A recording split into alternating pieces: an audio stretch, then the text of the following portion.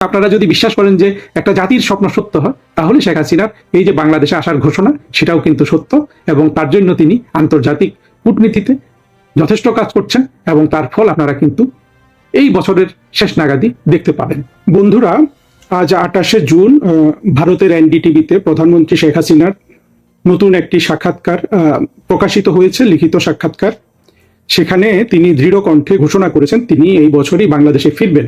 গুরুত্বপূর্ণ এই সাক্ষাৎকারটি আমি ইতিমধ্যে বাংলা তর্জমা করে সেটা রেকর্ড আমার ইউটিউবে প্রকাশ করেছি, আপনারা নিশ্চয়ই অনেকে সেটা শুনেছেন। কিন্তু এই ভাষণ থেকে আমরা কি পাঠ করলাম? প্রধানমন্ত্রী যে বলছেন তিনি দেশে ফিরবেন, তার বাস্তবতা কতটুকু, প্রয়োজনীয়তা কতটুকু, এবং একই সাথে প্রধানমন্ত্রী শেখ হাসিনার জীবন সংগ্রামটা কি, সেটা নিয়ে একটু আলোচনা করব। আশা করি সবাই সাথে থাকবেন। প্রধানমন্ত্রী শেখ হাসিনা যে বারবার বলছেন তিনি দেশে আসবেন, এটাকে আমরা কতটা গুরুত্ব দিব? প্রধানমন্ত্রী শেখ হাসিনা কি অতীতে এমন কোনো কথা বলেছেন যেটা তিনি করেননি? সেই পদ্মা সেতুর কথা স্মরণ করুন না কেন? মনে আছে আপনাদের, বিশ্বের সবচেয়ে ক্ষমতাধর ব্যক্তি হিলারি ক্লিন্টন এবং বিল ক্লিন্টন সাথে নিয়ে ষড়যন্ত্র করে ইউনুস যখন পদ্মা সেতুর নির্মাণ থেকে বিশ্বব্যাংকে সরিয়ে নিল, তখন বাংলাদেশের বড় বড় অর্থনীতিবিদ নামে পরিচিত দুর্বৃত্তরা, যেমন দেবপ্রিয় ভট্টাচার্য, আকবর আলী খান, সাথে ডেইলি স্টার, প্রথম আলো, এরা একের পর এক প্রচারণা চালাচ্ছিল যে পদ্মা সেতু একটা অবাস্তব কল্পনা যদি সাথে বিশ্বব্যাংক না থাকে। সেই অবস্থায় বাংলাদেশের একটি মাত্র মানুষ সাহস করে ঘুরে দাঁড়িয়েছিলেন, বলেছিলেন না আমি পদ্মা সেতু করব, বিশ্বব্যাংক ছাড়াই করব, নিজের অর্থায়নে করব। কে দাঁড়িয়েছিলেন? শেখ হাসিনা। এবং আমরা কিন্তু বাংলাদেশের কোনো মানুষ বিশ্বাস করিনি এটাকে। আমরা ভেবেছিলাম যে শেখ হাসিনা বলছেন কিন্তু তিনি করতে পারবেন না, যত সদিচ্ছাই থাকুক। পরবর্তীতে আপনারা দেখেছেন সকল গুজব, সকল জল্পনা কল্পনাকে ভেদ করে শেখ হাসিনা পদ্মা সেতু নির্মাণ করে ছেড়েছেন। এটা তো শুধু একটা বিষয় না, বাংলাদেশের যা কিছু অর্থনৈতিক উন্নয়ন, সেগুলোর বিরুদ্ধে কিন্তু অনেকেই অনেক ধরনের আপনার নিরুৎসাহিত করেছিল, শেখ হাসিনা সেগুলো করে ছেড়েছেন। শেখ হাসিনাকে যারা চেনেন তারা জানেন যে শেখ হাসিনা যেটা বলেন সেটা করেন। কিন্তু এই যে শেখ হাসিনা বাংলাদেশে আসবেন, এইটার পেছনে বাস্তবতা কতটুকু, মানুষের অবস্থাটা কি, সেটা একটু দেখুন। এই যে 2024-এর জঙ্গি উত্থান হয়ে গেল, এই উত্থানের যারা সরাসরি বেনিফিশিয়ারি, ধরেন আত্মঘাতী চরমপন্থী হাসনাত নাহিদ, কিংবা জামাতের শফিক, কিংবা এমনকি বিএনপি, যেহেতু তারা এই চরমপন্থা উত্থাপনের সরাসরি সবচেয়ে বড় লাভবান, কারণ তারা সরকার গঠন করেছে, রাজনৈতিক ক্ষমতায় এসেছে। এই মানুষগুলো বাদ দিলে বা এই শক্তিগুলোকে বাদ দিলে আপনি অন্য একজন মানুষকে জিজ্ঞেস করেন তো, যারা 2024-এর জঙ্গি উত্থানে জড়িত হয়েছিল, যারা সেখানে আপনার গিয়েছিল, তাদের একটা মানুষ কি আজ পর্যন্ত বলেছে যে এই জঙ্গি উত্থানের ফলে তারা ভালো একটা কিছু পেয়েছে? আপনি নুরুল কবিরকে জিজ্ঞেস করুন তো, নুরুল কবিরের তো প্রচুর ইন্টারভিউ আমরা তৃতীয় মাত্রা ইত্যাদিতে দেখি। সে তো এই 24-এর জঙ্গি উত্থানে যারা সবচেয়ে বড় সহযোগী হয়েছে তাদের মধ্যে অন্তত সবচেয়ে শোভন বুদ্ধিজীবী। সে কি বলে? সে কি একবারও কি আশাপ্রদ কিছু বলেছে এর মধ্যে? দেখবেন তার কণ্ঠে ব্যাপক হতাশা, যে কি চেয়েছিলাম কি হয়ে গেল। তারপরে আপনি যদি আরো কিছু বিখ্যাত সাংবাদিককে নেন, ধরেন আনিস আলমগীর। আনিস আলমগীর তো সোৎসাহে 24-এর এই জঙ্গি উত্থানের যে আন্দোলন, সেটাতে আপনার সামিল হয়েছিলেন। তিনি কি বলছেন এখন? তিনি বলছেন যে আমি প্রতারিত হয়েছি, ইউনুস আমাকে প্রতারিত করেছে, সেই চরমপন্থীরা আমাকে প্রতারিত করেছে। আমাদের বিখ্যাত সাংবাদিক পান্না, মঞ্জুরুল আলম খান পান্না, তার কথা শুনুন। কিংবা এমনকি যারা আরো ডিউবিয়াস ক্যারেক্টার, যেমন মাসুদ কামাল, আরো ডিউবিয়াস ক্যারেক্টার আছে অনেকগুলো, এদের কাছে শুনুন তো 2024-এর জঙ্গি উত্থানের ব্যাপারে এদের কণ্ঠে হতাশাটা দেখুন। আপনাদের কি মনে হয় যদি ইউনুস বা সেই চরমপন্থীরা দেশ শাসনে কিংবা টিকে থাকার সংগ্রামে ন্যূনতম সাফল্য দেখাতে পারলে, এই ধরনের একটা লোককেও কি আপনি বলতে শুনতেন যে তারা ভুল করেছে, যে এটা ব্যর্থ হয়েছে? না, আপনি কিন্তু শুনতেন না। এখন আমাদের বন্ধু তারা সবাই, কিন্তু এরা সবাই কিন্তু ইউনুসের সহযোগী হতেন এবং সেই দিকেই থাকতেন। সেই অবস্থাটা কি হয়েছে? হয়নি। কারণটা কি জানেন? কারণ হলো যে, প্রথম কথা হলো যে এই যে চরমপন্থা উত্থানের সময় আমরা অনেকেই বুঝতে পেরেছিলাম, অনেকে বুঝতে পারিনি। এই বুঝতে না পারাটাও কিন্তু একটা বাংলাদেশের রাজনৈতিক সচেতনতার ব্যাপারে একটা ব্যাপক দুর্বলতা, সেই প্রশ্ন আজকে আনছি না। কিন্তু এই যে লোকগুলো দেখলো যে ব্যর্থ হয়েছে, এই ব্যর্থতার কারণটা কি? মূল কারণটা হলো যে আপনার ষড়যন্ত্র করে সভ্যতার বিরুদ্ধে গিয়ে, ইতিহাসের বিরুদ্ধে গিয়ে একটা রাষ্ট্র দখল করে সেই রাষ্ট্রটাকে আপনার কুক্ষিগত করা যায় না, যেটা জঙ্গিরা চেয়েছিল, যারা শফিকরা যেটা চেয়েছিল যে বাংলাদেশের মুক্তিযুদ্ধের চেতনার বিপক্ষে গিয়ে বাংলাদেশকে তারা একটা চরমপন্থী রাষ্ট্রে পরিণত করবে। বিএনপি কি চেয়েছে সেটা তো আমরা দেখতে পাচ্ছি। আজকে বিএনপি শাসনের ফলে বাংলাদেশে যেই অভিশাপ 2024-এর 5ই আগস্ট নেমে এসেছিল কিংবা জুলাইতে নেমে এসেছিল, সেটা কি কোনো ধরনের আপনার উপশম হয়েছে? খুন খারাপি কমেছে? আইন শৃঙ্খলার উন্নতি হয়েছে? অর্থনীতির ক্ষেত্রে কি কোনো আপনার সুসংবাদ আছে? আমাদের যে তরুণ সমাজের যে ভবিষ্যৎ ইউনুস এবং জঙ্গিরা নষ্ট করে দিয়ে গেল, সেখানে কি তারেক রহমান কোনো আশাবাদ জাগ্রত করতে পেরেছিলেন? যেই সব দেশ বাংলাদেশের ছাত্রছাত্রীদের জন্য ভিসা বন্ধ করে দিয়েছে, বিভিন্ন ধরনের ভ্রমণের আপনার ক্ষেত্র সংকোচন করেছে, সেখানে কি কোথাও এতটুকু প্রসারিত হয়েছে? শেষ পর্যন্ত এই যে তারেক রহমান সাহেব মালয়েশিয়া গেলেন, সেখানে কি তিনি আমাদের শ্রমিকদের জন্য বাজার উন্মুক্ত করতে পেরেছেন, পুনরায় খুলতে পেরেছেন? চীন থেকে তিনি কোনো আপনার রিকগনাইজেবল, চেনা যায়, দেখা যায়, হিসাব করা যায় এমন কোনো সহযোগিতা পেয়েছেন যেটাতে তারেক রহমানের সরকার একটু অর্থনৈতিক ক্ষেত্রে নিজেদেরকে একটু কম শঙ্কিত মনে করতে পারে? আমরা কিন্তু দেখেছি কোনোটাই হয়নি। এই অবস্থায় বাংলাদেশের মানুষ কি মনে করছে শেখ হাসিনার এই আগমনকে নিয়ে? চিন্তা করুন তো।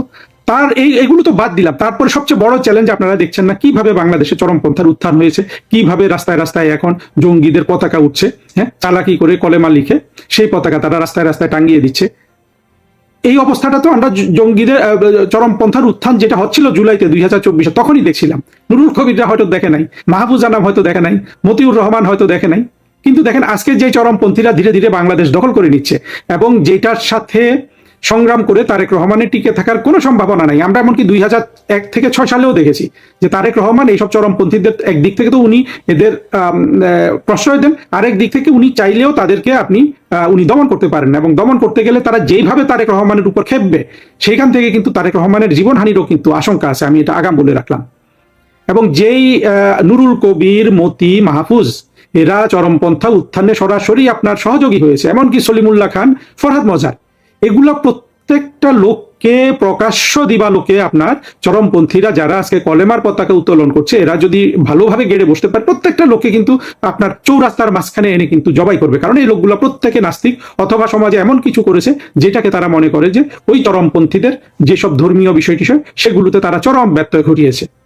দেখেন, যারা সবচেয়ে বেশি এগুলোতে উৎসাহিত হয়েছে সেই লোকগুলোর জীবন কিন্তু, এই লোকগুলো কত বছর বেঁচে থাকবে, আজকে কালকে কেউ মরে যেতে পারে, সবই বয়স্ক, সেগুলো মানি, কিন্তু এদের জীবন কিন্তু সবচেয়ে বড় শঙ্কার বিষয় হয়ে দাঁড়িয়েছে এই চরমপন্থীদের সাথে যাওয়ার কারণে। পাশাপাশি দেখেন আন্তর্জাতিক ক্ষেত্র কি মনে করবে? মার্কিন যুক্তরাষ্ট্র তো নিজেকে চরম আপনার হতাশ মনে করবে। মার্কিন যুক্তরাষ্ট্র 2024-এ চরমপন্থার উত্থানে সহযোগী হয়েছিল, এখন তারা নিজেদেরকে প্রতারিত ছাড়া কিভাবে, যেভাবে কলেমার পতাকা নিয়ে জঙ্গিরা বাংলাদেশ ছেয়ে ফেলছে। এই অবস্থায় বাংলাদেশের অভ্যন্তরে যেমন প্রধানমন্ত্রী শেখ হাসিনার ফেরার জন্য একটা অনুকূল আবহাওয়া তৈরি হয়েছে, তেমনি আন্তর্জাতিক ক্ষেত্রেও কিন্তু সবাই বুঝতে পারছে যে শেখ হাসিনা ছাড়া বাংলাদেশকে একটা স্থায়ী, স্থিতিশীল গণতান্ত্রিক সরকার আর কেউ দিতে পারবে না। এই অবস্থায় শেখ হাসিনা যে বাংলাদেশে আসার কথা বলছেন, সেটা আমি তো মনে করি অত্যন্ত বাস্তব ভিত্তিক, এবং শেখ হাসিনার সৈনিকরা কিন্তু এক পায়ে দাঁড়িয়ে আছে, তাকে গ্রহণ করে রাষ্ট্র ক্ষমতায় অধিষ্ঠিত করে আপনার সফল না হওয়া পর্যন্ত তারা সবাই কিন্তু জীবন দিয়ে দেওয়ার জন্য এক পায়ে দাঁড়িয়ে আছে। তারা তাদের আঙ্গুলের উপর দাঁড়িয়ে প্রতীক্ষা করছে কখন জননেত্রী আসবেন, কখন জননেত্রী আসবেন। তার প্রেক্ষাপটে শেখ হাসিনা কিন্তু এই সাক্ষাৎকারটা দিলেন, এবং তিনি বাংলাদেশের সমূহ বিপদগুলি, গণতন্ত্রহীনতা, সংখ্যালঘু নির্যাতন, সবকিছু সংক্ষেপে কিন্তু এই সাক্ষাৎকারে বলেছেন। আর দ্বিতীয় যে জিনিসটা আপনাদের দেখতে বলবো সেটা হলো যে শেখ হাসিনার সংগ্রাম, যেটা কিছু কিছু কথা এই সাক্ষাৎকারে উঠে এসেছে। দেখেন, শেখ হাসিনাকে বাংলাদেশ যেভাবে অপমান করেছে এই চরমপন্থীরা, সেটা তো শেখ হাসিনা ডিজার্ভ করেন না। বাংলাদেশে আপনার তিনি যে 16 বছর সরকার চালিয়েছেন, সেখানে তিনি 7% গড়ে কোভিড সহ 7% জিডিপির প্রবৃদ্ধি দান করেছিলেন এই দেশের মানুষকে। আজকে সেটা 3.5% হয়ে গেছে তারেক রহমান এবং ইউনূসের আমলে। তিনি মানুষকে কত ধরনের সহায়তা করেছিলেন, 42 লক্ষ মানুষকে তিনি কিন্তু বাড়ি দিয়েছিলেন, এরা ছিল গৃহহীন মানুষ, এটাও তিনি এই সাক্ষাৎকারে বলেছেন। এবং তার জীবনের যে সংগ্রাম, সেটা একটু উঠে এসেছে। দেখেন, শেখ হাসিনাকে আমরা যদি দেখি, 1975 সালে বঙ্গবন্ধুর হত্যাকাণ্ডের আগে শেখ হাসিনা তার ছোট বোনকে নিয়ে স্বামী ডক্টর ওয়াজেদ মিয়ার কর্মসূত্রে বিদেশে চলে যান। ফলে শেখ হাসিনা তখন আপনার বেঁচে যান বঙ্গবন্ধু হত্যাকাণ্ডের পরে, কিন্তু সেখানে তো তিনি সব হারিয়েছিলেন, তাই না? সব হারাননি। এবং 1975 সালের 15ই আগস্ট শেখ হাসিনা, শেখ রেহানা রাষ্ট্রহীন মানুষ, পাসপোর্টহীন মানুষ, এবং তারা শরণার্থী। চিন্তা করতে পারেন, জাতির পিতার মেয়েরা শরণার্থী হয়ে গেছে মাত্র স্বাধীনতার 3.5 বছরের মাথায়। আজকে আমি নিজে যখন একজন শরণার্থী বাংলাদেশের, আমার গর্ব হয় যখন আমি ভাবি যে শেখ হাসিনাও তো শরণার্থী ছিলেন, শেখ রেহানাও শরণার্থী ছিলেন। আমরা তো বাংলাদেশের জন্যই, আজকে যারা আমরা রাজনৈতিক শরণার্থী তারা তো বাংলাদেশের জন্য শরণার্থী হয়েছি। কোন বাংলাদেশ? মুক্তিযুদ্ধের বাংলাদেশ, গণতান্ত্রিক বাংলাদেশ, আধুনিক, উদার, ধর্মনিরপেক্ষ, অসাম্প্রদায়িক, স্থিতিশীল, সমৃদ্ধ, ভবিষ্যৎমুখী বাংলাদেশ। আমাদেরকে যারা টিটকারি মারবেন তারা কারা? তারা চান চরমপন্থার বাংলাদেশ, যেটা দেখতে পাচ্ছেন না, পতাকা তুলে তুলে সব মানুষ তো আজকে ভয় কাঁপছে। সেই 2 কোটি জঙ্গিদের সমর্থক ছাড়া সবাই ভয় কাঁপছে না জঙ্গিদের? সেই বাংলাদেশের আমরা কেউ না, সেই বাংলাদেশের আমরা শত্রু, আমরা সেই বাংলাদেশকে ধ্বংস করে দিব। কিন্তু 1971 সালে স্বাধীনতা যুদ্ধের মাধ্যমে যেই বাংলাদেশ প্রতিষ্ঠিত হয়েছিল, সেই বাংলাদেশের তো আমরা মালিক, আমরা সংগ্রামী, আমরা শেখ হাসিনার সৈনিক, আমরা বঙ্গবন্ধুর সৈনিক। যা হোক, সেই কথা বাদ দেন। কিন্তু এই যে শেখ হাসিনার সংগ্রামটা দেখেন, 1981 সালে বাংলাদেশে ফেরেন। ফেরে কি করলেন? তিনি তার ছোট ছোট বাচ্চাদের সময় দিলেন না, স্বামীকে সময় দিলেন না, সংসারকে সময় দিলেন না। সেই একেবারে 1981 থেকে 1996 পর্যন্ত, কত হয়, 81 থেকে 96, টানা 15 বছর রাজপথে সংগ্রাম করে আওয়ামী লীগ নামক দলটিকে আপনার রাষ্ট্র ক্ষমতায় অধিষ্ঠিত করলেন, দেশের উন্নয়ন করলেন। এইভাবে কিন্তু শেখ হাসিনার সংগ্রামে জীবন কেটেছে 2009 থেকে 2026 সাল পর্যন্ত। কি পরিশ্রম তিনি করেছেন! 1981 সাল থেকে শেখ হাসিনা এখন পর্যন্ত দিনে 20 ঘন্টা, 24 ঘন্টা, 22 ঘন্টা, 23 ঘন্টা, 18 ঘন্টা, 19 ঘন্টা পরিশ্রম করছেন এই দেশের জন্য, এই দেশের মানুষের জন্য। সেই কথাটা কিন্তু তার এই ইন্টারভিউর নির্যাসটা হিসাবে আমি দেখতে পাই। পেছনে যদি এর পেছনের অর্থটা কি দেখতে পাই, এবং এটা তিনি ভালোবেসে করেছেন, মানুষের প্রতি ভালোবাসা থেকে। বঙ্গবন্ধু জীবন দিয়েছেন, রাষ্ট্র সৃষ্টি করেছেন, স্বাধীনতা অর্জন করেছেন, সবকিছু কিন্তু মানুষকে ভালোবেসে। কিন্তু ব্যক্তিগত জীবন তো তাদের নাই। শেখ হাসিনাও সেটা বলেছেন যে তার মেয়ের সাথে, তার সন্তানদের সাথে তার যোগাযোগ আছে, কিন্তু তাদেরকে তো তিনি সময় দেন না। তিনি সময় দেন দেশের জন্য, আওয়ামী লীগের জন্য। যেই সব নেতা কর্মী আজকে আপনার নির্যাতিত হচ্ছে তারেক রহমান দ্বারা, ইউনূস দ্বারা, তাদের খোঁজ খবর রাখছেন তিনি অহর্নিশ, দিবানিশি তিনি তাদের খোঁজ খবর রাখছেন, তাদের সাথে কথা বলছেন। এই সাক্ষাৎকারে কিন্তু এই কথাগুলো আছে। এবং শেষ পর্যন্ত আমরা যেটা দেখতে পাই, যেই শেখ হাসিনা আছেন, এই শেখ হাসিনা কিন্তু ঋষিতুল্য মানুষ। তার ব্যক্তিগত চাওয়া পাওয়ার তো কিছু নাই। শেখ হাসিনা যদি এসে বাংলাদেশের প্রধানমন্ত্রী হয়ে যান, কি হবে? ব্যক্তিগতভাবে শেখ হাসিনার কি ঘুমের সময় বাড়বে? আরো তো কমবে। কিন্তু বাংলাদেশটা বেঁচে যাবে, নুরুল কবিরটা বেঁচে যাবে, আপনার মাহফুজা নাম, মতিউর রহমান, এমনকি জিল্লুর রহমানের মতো যারা এই 2024-এর চরমপন্থার সহযোগী হয়েছিল, যাদের গলা কিন্তু কেটে ফেলবে চরমপন্থীরা, তারা কিন্তু বেঁচে যাবে। শুধু যে বাংলাদেশ বাঁচবে তা না। এই যে শেখ হাসিনার সংগ্রাম, সেই সংগ্রামের আরেকটা জিনিস দেখেন, শেখ হাসিনার ইন্টারভিউগুলোতে যদি আপনি দেখেন, কোনো জায়গায় কিন্তু প্রতিশোধের কিন্তু কোনো কথা নাই। চিন্তা করতে পারেন? এত বড় অপমানের পরেও কিন্তু তিনি, মাঝে মাঝে তিনি বিচারের কথা বলেন। বিচার তো করতেই হবে। 2024 সালে তো বাংলাদেশকে ধ্বংস করে দিয়েছে চরমপন্থীরা, স্বাধীনতা বিরোধীরা। 1971 সালে যারা জেনারেল নিয়াজির হাতে হাত রেখে আত্মসমর্পণ করেছিল, তারাই তো 24-এ জঙ্গি উত্থান ঘটিয়েছে। তাদের তো বিচার করতে হবে, কড়া হাতে দমন করতে হবে। কিন্তু সাধারণভাবে দেখবেন শেখ হাসিনার কথায় কিন্তু কোনো ধরনের প্রতিশোধ পরায়ণতার কথা নাই। মানুষের প্রতি ভালোবাসা ছাড়া আর কোনো প্রতিজ্ঞা, প্রতিশ্রুতি কিন্তু শেখ হাসিনার কণ্ঠে নাই। আমি ব্যক্তিগতভাবে বিশ্বাস করি শেখ হাসিনা বাংলাদেশে শুধু ফিরবেনই না, তিনি এই বাংলাদেশটিকে আপনার আবার সঠিক পথে তুলে দিয়ে তারপর তিনি হয়তোবা মৃত্যুবরণ করবেন, নয়তোবা তিনি অবসরে যাবেন। আমরা যদিও সবাই চাই শেখ হাসিনা অন্তত 100 বছর বেঁচে থাকুক। বাংলাদেশের আমাদের যে সংগ্রাম, আমাদের যে স্বপ্ন, সেগুলো তো শেখ হাসিনাকে ছাড়া বাস্তবায়ন করা সম্ভব নয়। কিন্তু শেখ হাসিনা আসবে না এটা যারা ভাবেন, বা যারা তারা তো সেই 2 কোটি হার্ডকোর জঙ্গি পাকিস্তানি। কিন্তু বাকি মানুষের স্বপ্ন বাস্তবায়ন কি একটা মিথ্যা জিনিস? এতগুলো মানুষের স্বপ্ন, সেখানে কিন্তু বিএনপি সমর্থকদেরও আমি কিন্তু এখানে ধরবো, যদিও তারা খুবই এই কথা শুনলে রাগ করবে, কিন্তু তাদেরও তো অর্থনৈতিক জীবন আছে। তাদের কিছু নেতা, কিছু চাঁদাবাজ নেতা, তারা অর্থনৈতিকভাবে এখন সমৃদ্ধ।